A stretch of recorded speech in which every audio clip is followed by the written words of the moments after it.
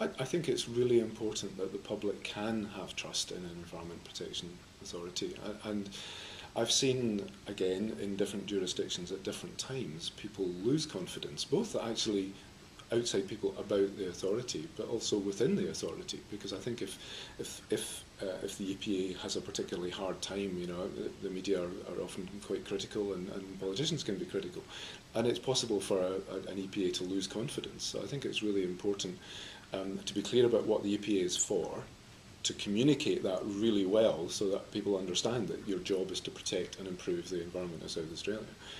And then engage with people in the detail of how that is going to work for them.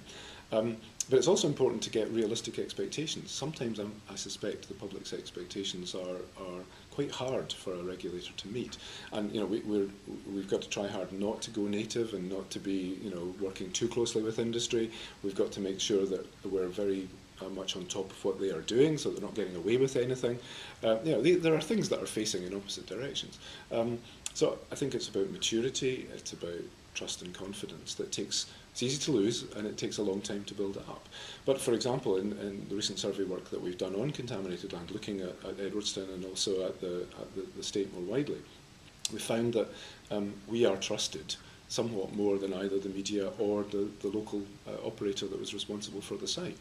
So that to me gave a certain level of reassurance. I am extremely keen that we provide good information and that we're seen to be taking people's concerns seriously, even where ultimately we might disagree with them. You know, when we get the scientific information, it may well be that their concerns aren't what they had initially thought they were. They're not as acute, maybe.